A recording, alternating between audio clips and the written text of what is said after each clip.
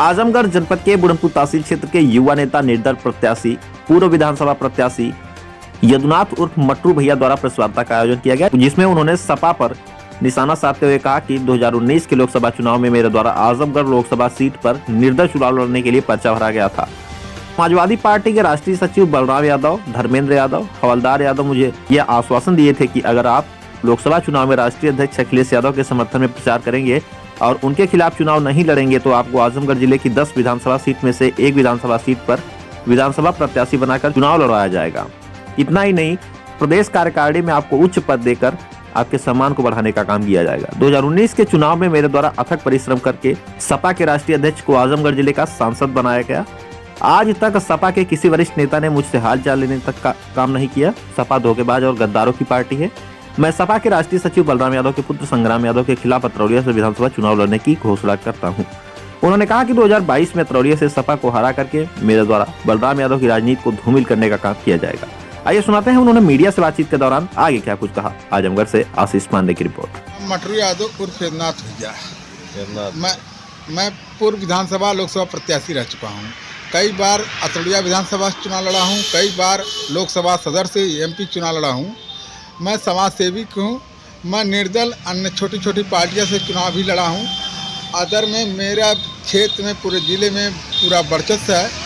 प्रतिदिन मेरे सुख दुख में हमेशा गरीबों की भागीदारी लेता रहता हूँ और चाहे शासन प्रशासन से लड़ाई भी लड़ता हूँ उनके लिए। मैं अपने जीवन काल में कभी किसी के डर बस या समय के अत्याचार से मैं कभी बैठा नहीं, उसके साथ मुंहतोड़ जवाब दिया और रणक्षेत्र में बराबर रहा।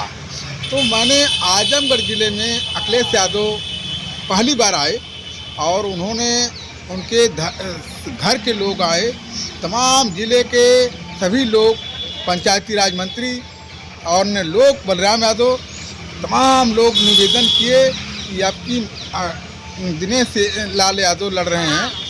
आजमगढ़ ज़िले से मान सम्मान की बात है, जिसमें लोकसभा चुनाव में आपकी बार बलिदानी दे दीजिए। बलिदानी के आधार पे मैंने एक चमनी नहीं लिया। मैं महसूस किया मैं चुनाव लड़ा हूँ।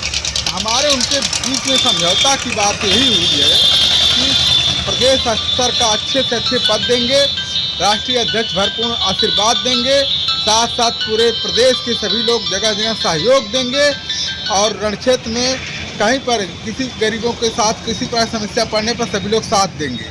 और मैं काफ़ी दिन से आज हो गया हमारे पंचायती राज मंत्री के नेतृत्व में मैंने शामिल हुए और जिसमें भरपूर त्याग किया और चुनाव जीतने में भरपूर जिताने में अति सहयोग किया।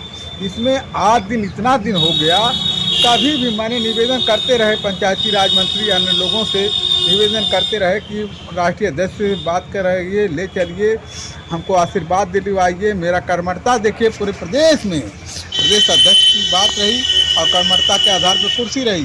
कितना दिन, काफ़ी दिन हो गया, अभी तक मुझे कोई ठिकाना नहीं है, कोई रास्ता नहीं मिला। बताइए, इतना बड़ा घनघोर अत्याचार कर रहे हैं कि नौजवान जो गरीबों के सुख दुख में हमेशा भागीदारी दे। केवल धन के कमजोरी से, मेरे पास मैं गुंडा बनवास नहीं हूँ, मेरे पास पूंजीपति नहीं हूँ, जिसके कारण कि ये लोग नज़रअंदाज कर रहे हैं।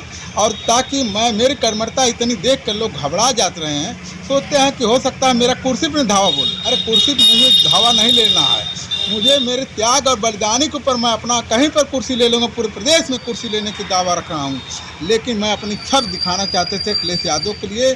जिस प्रकार मैंने कर्मठता से उनके चुनाव में सहयोग दिलाया और निवेदन जनता से किया, यहाँ तक कि लोग आज दिन क्षेत्र में जाते हैं, छोटी छोटी बात को आश्वासन दिए थे।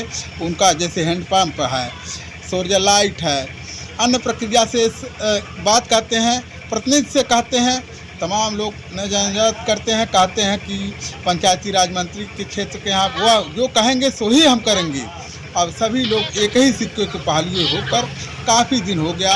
बताइए, समाज में कैसे समाजवादी पार्टी के ऊपर नौजवान कितना भरोसा रखेगा, कितना बलिदानी देते हैं लोग, कैसे विश्वास रखे समाज के लोग। आज इतना दुख है, वो समाजवादी पार्टी इतना बड़ा घरियारों के मुंह में है कि कैसे समाज डूब रहा है।